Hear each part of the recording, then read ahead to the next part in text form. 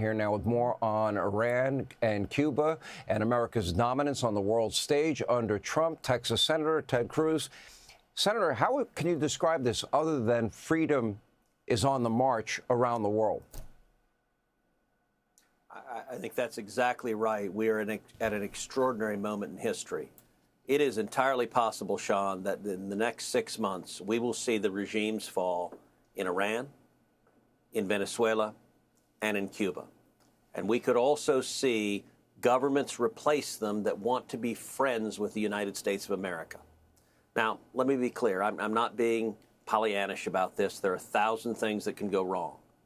But if that happens, this would be the most consequential geopolitical shift since the fall of the Berlin Wall, since America won the Cold War without firing a shot.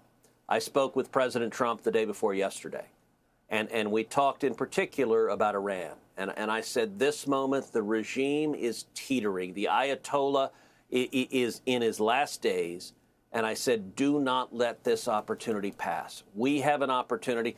The Ayatollah routinely chants death to America. This is a regime that is the leading state sponsor of terrorism on the face of the planet. It is responsible for murdering hundreds of American servicemen and women. The Iranian regime has provided over 90% of the funding for Hamas and for Hezbollah.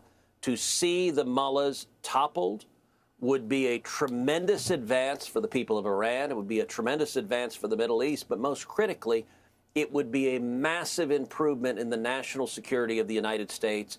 I believe President Trump is providing the leadership that is necessary, and it's making our country a lot safer.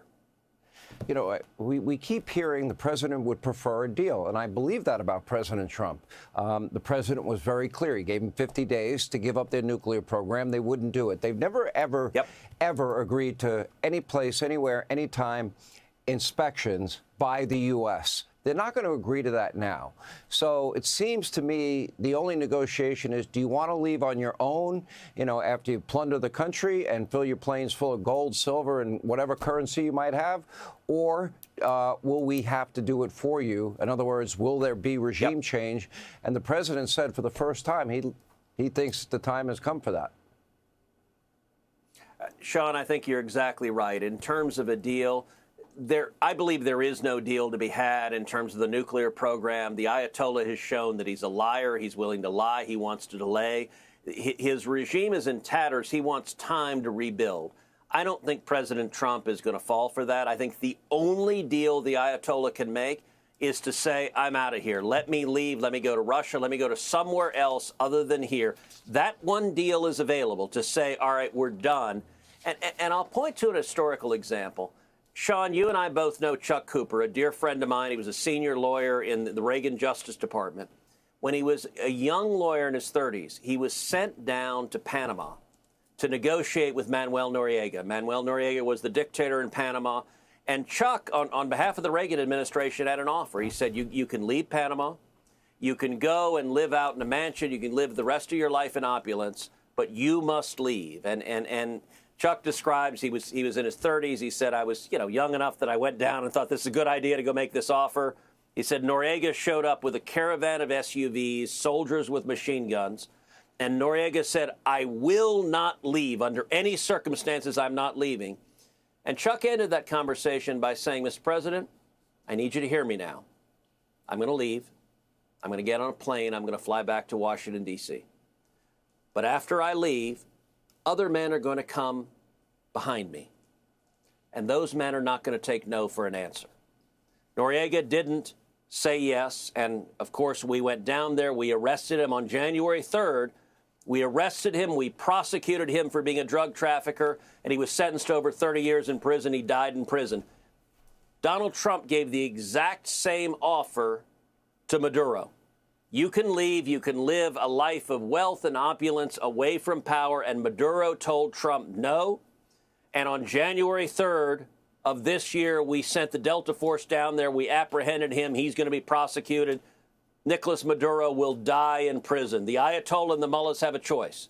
Do you want to be forcibly removed, or do you want to accept the opportunity to leave? I hope the Ayatollah has more sense than Noriega and Maduro had. What do you say to those that really don't seem, in my mind, to understand the Trump doctrine? I agree with them. I agree with the president. No forever wars, peace through strength. But that does not mean isolationism. And there are some Republicans that define what American foreign policy to be. Sounds to me like isolationism. Yep. Look, President Trump is not an isolationist, but he's also not an interventionist. We are not going to see a ground invasion of Iran. We're not going to see hundreds of thousands of troops on the ground. We're not going to see massive American casualties. But the president is willing to defend American national security interests. He ordered the B-2s to bomb Iran's nuclear facilities. That was the single most important national security decision of the first term. And I got to say, the isolationists are wrong. They keep wanting Donald Trump to be an isolationist, and that's not who he is. And the world is safer because of it. Listen, our enemies are terrified of President Trump. I got to say, at 3 a.m. on January 3rd of this year, every Latin American dictator had to change his shorts because they were terrified. And by the way, Putin and Xi were also terrified because there's no other military on planet Earth that can carry out what the U.S. military did in Venezuela. This president is committed to keeping America safe, and we are much safer because instead of having a president like Joe Biden who was weak and they weren't afraid of, they are terrified of the U.S. commander-in-chief, and the American people are safer as a result. Here's my prediction. They'll be too stupid to understand what's about to hit them. Yeah. Senator Cruz, thank you. I think that's very likely. It is. Hey, Sean Hannity here. Hey, click here to subscribe to Fox News YouTube page and catch our hottest interviews and most compelling analysis. You will not get it anywhere else.